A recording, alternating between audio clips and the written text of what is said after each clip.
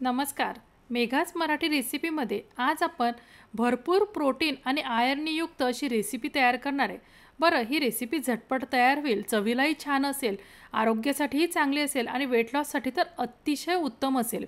तर ही रेसिपी करण्यासाठी मी 1 वाटी एवढे मूग छान कोमट पाण्यात 3 ते 4 तास असे भिजत घातले होते.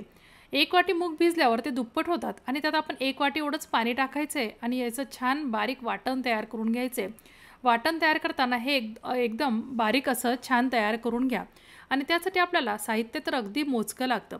1 कांदा, 1 टोमॅटो आणि थोडीशी कोथिंबीर घेतलेली आहे. बरं, आपण रोज भाजी पोळी हे पदार्थ तर खातच असतो, पण काहीतरी वेगळं केलं आणि खाल्लं, मुलांनाही दिलं तर त्यांनाही फार आवडतं आणि ते पौष्टिकही आहे. त्यामुळे आपण यात कांदा, टोमॅटो आणि कोथिंबीर घालत आहे. तुम्ही या भाज्याही आवडीप्रमाणे कमी किंवा जास्त करून घालू शकता. यात तुम्ही गाजर आणि बीट घातलं तरीही अतिशय उत्तम लागेल. आता आपलं कांदा आणि टोमॅटो छान बारीक कट करून झालेलं आहे. कोथिंबीरही मी बारीक कट करून घेतलेली आहे. एकीकडे आपलं बॅटरही छान तयार झालेलं आहे. तुम्ही बघू शकता, मी सगळं छान बारीक-बारीक कट करून घेतलेलं आहे. म्हणजे आपली तयारी झालेली असली तर रेसिपीही झटपट तयार होते. एकीकडे आपलं बॅटरही तयार झालेलं आहे. मी या बॅटरमध्ये सर्वप्रथम थोडंसं चवीनुसार मीठ ॲड करून घेत आहे. मीठ तुम्ही तुमच्या आवडीप्रमाणे कमी किंवा जास्त करून घ्या आणि त्यात मी थोडासा लसण आणि हिरवी मिरचीचा ठेचा तयार करून घेतला आहे, तो त्यात ॲड करत आहे.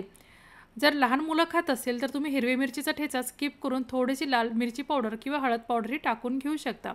त्यात बारीक कट करून घेतलेला टोमॅटो टाकून घ्यायचा, कांदा टाकून घ्यायचा आणि छान कोथिंबीर टाकून घ्यायची.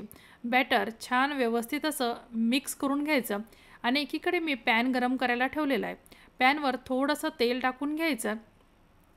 या रेसिपीसाठी पॅन आधी गरम करून घ्या आणि मग गॅस लो करा.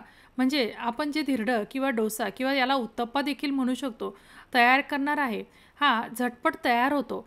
जर तवा थंड असला तर हे बॅटर तव्याला चिटकू शकतं.